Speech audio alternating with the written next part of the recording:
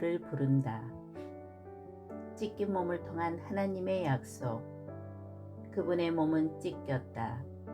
채찍질에 찢겼고 가시에 찢겼다. 십자가의 무게와 못의 구멍으로 찢겼다. 그러나 처참하게 찢긴 그 몸을 통해 영광의 문이 열렸다.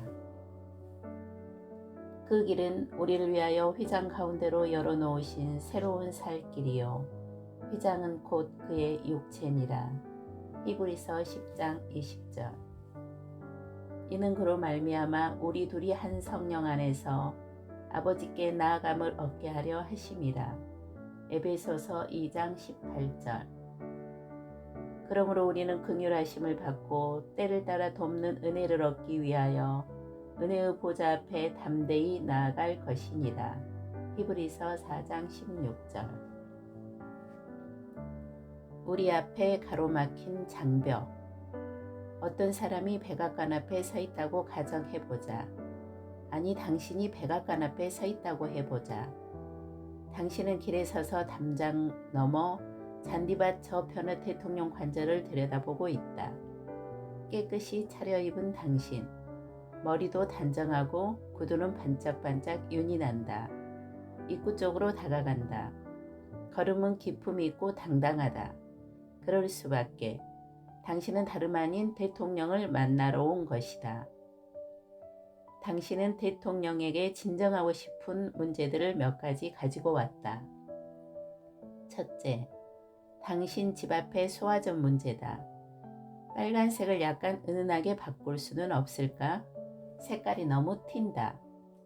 다음, 세계 평화에 문제가 있다. 당신은 세계 평화를 원한다. 대통령이 해결해 줄 수는 없을까? 끝으로, 대학 등록금이 너무 비싸다. 대통령이 당신의 딸이 다니는 대학의 관계부서에 전화를 걸어 등록금을 내리라고 말해 줄 수는 없을까? 대통령의 말이라면 효과가 있을지도 모를 일이다. 모두 다 중요한 문제다. 그렇지만 단 몇 분이면 될 것이다. 게다가 당신은 대통령에게 주려고 과자도 가져왔다. 대통령은 그 과자를 퍼스트 레이디와 백악관 강아지에게 나눠줄 수 있으리라. 손에는 과자 봉지를 들고 얼굴에는 웃음을 머금은 채 당신은 정문 앞에 서서 경비원에게 말한다. 대통령을 만나보고 싶습니다. 경비원은 당신의 이름을 묻고 당신은 이름을 댄다. 경비원은 당신을 보고는 이어 손에 들고 있는 방문객 목록을 본다.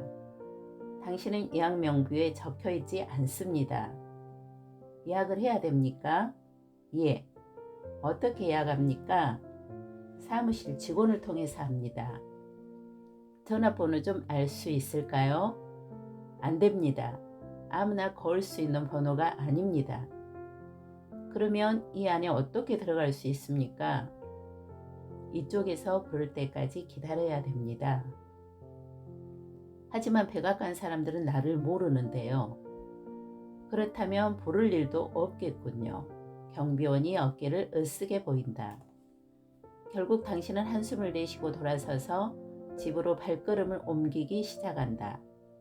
당신이 준비한 질문은 물어보지도 못했고 당연히 아무 소득도 얻지 못했다. 하지만 정말 근처에까지 갔었다. 행여 대통령이 잔디밭으로 나오기라도 했다면 당신은 손을 흔들었을 것이고 대통령도 대받아 손을 흔들었을지 모른다.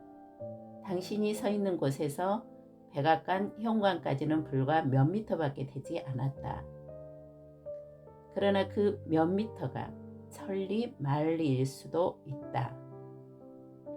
당신과 대통령 사이에는 담장과 경비원이 가로막고 있었다. 경호실 문제도 있다.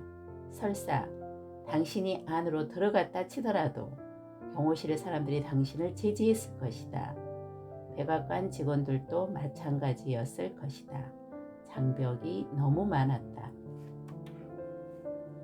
보이지 않는 장벽은 또 어떤가? 시간의 장벽. 대통령은 너무 바쁘다. 신분의 장벽. 당신은 정계에 아는 사람이 없다. 원칙의 장벽. 올바른 경로를 통해야 한다. 당신은 혹독한 교훈 하나만 배우고 백악관을 떠난다. 당신은 대통령 앞에 나아갈 수 없다. 군 최고 통수권자와의 대화는 그런 일은 없을 것이다. 당신은 평화 문제며 수하전에 대한 질문을 그대로 안고 돌아가야 한다. 대통령 쪽에서 먼저 나서지 않는 한 말이다. 대통령이 길가에 서 있는 당신을 보고는 딱한 사정을 불쌍히 여겨 비서실장에게 이렇게 말하지 않는 한 말이다. 저기 과자봉지 들고 서 있는 사람이 보입니까? 가서 내가 잠시 얘기를 나누고 싶다고 전하시오. 만약 대통령이 그런 명령을 내린다면 모든 장벽은 무너진다.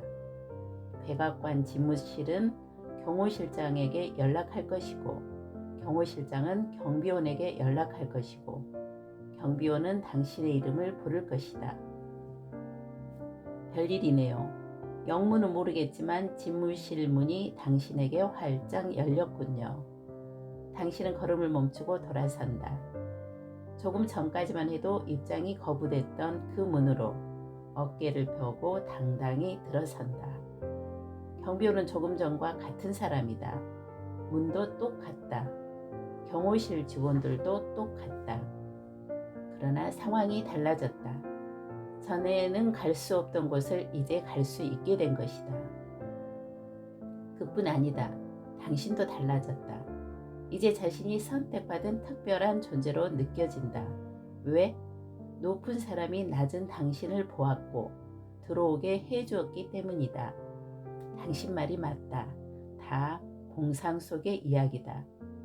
대통령이 집에서 초청장을 보낼 리가 없다는 것은 당신도 알고 나도 안다. 꿈깰 일이다. 하지만 하나님의 집이라면 다르다.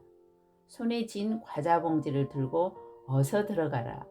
초청장이 이미 왔기 때문이다. 찢어진 휘장. 그분은 당신을 눈여겨보셨다. 그분은 당신의 말을 들으셨다. 그리고 당신을 초대하셨다. 한때 당신을 막았던 벽이 이제 허물어졌다. 이제는 전에 멀리 있던 너희가 그리스도 예수 안에서 그리스도의 피로 가까워졌느니라. 에베소서 2장 13절. 당신과 하나님 사이에 남은 것이라곤 열린 문뿐이다. 하지만 어떻게 그럴 수 있을까? 대통령을 보러 들어갈 수 없는 우리가 어떻게 하나님을 아련할 수 있단 말인가? 어떻게 된 일일까? 한마디로 말해서 누군가 커튼을 젖혔다.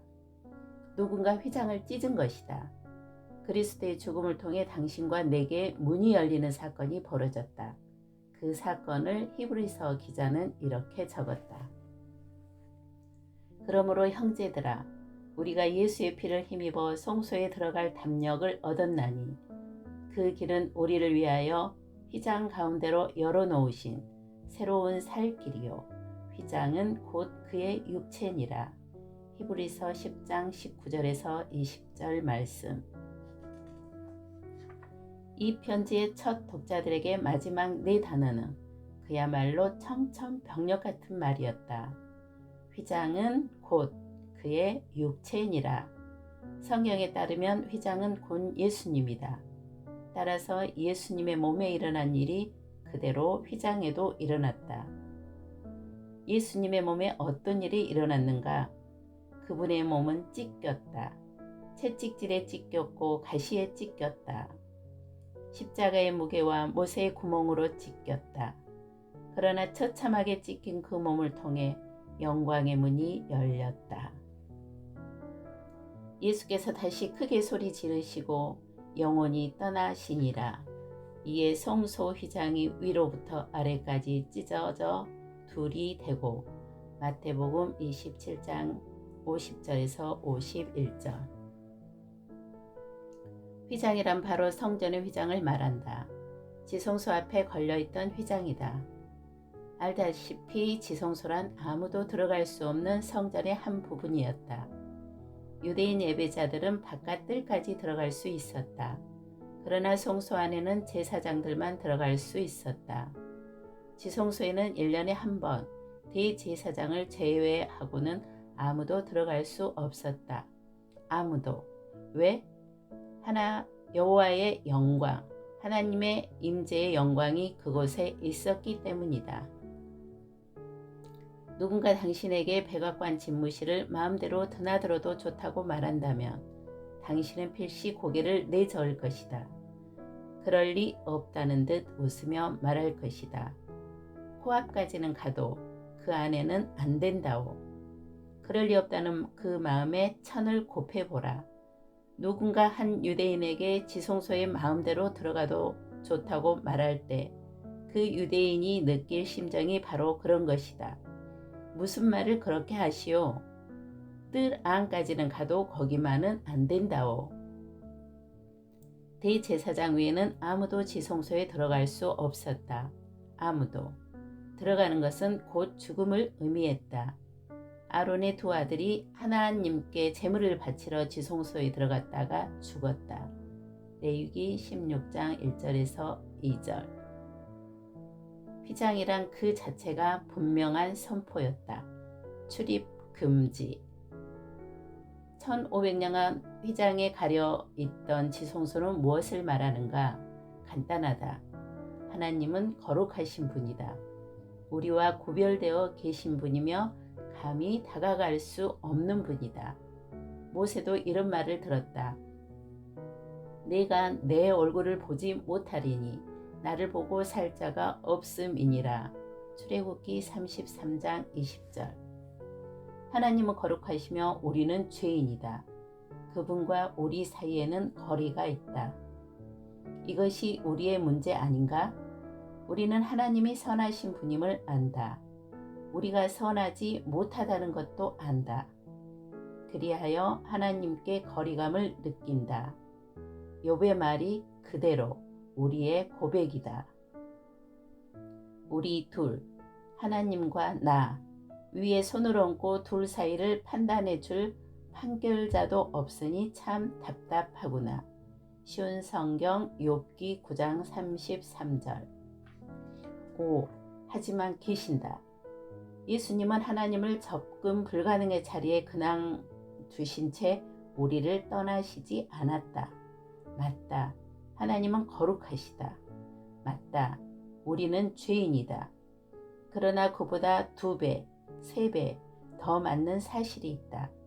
예수님은 우리의 중보자시다. 하나님은 한 분이시요. 또 하나님과 사람 사이의 중보자도 한 분이시니 곧 사람이신 그리스도 예수라. 디모데전서 2장 5절.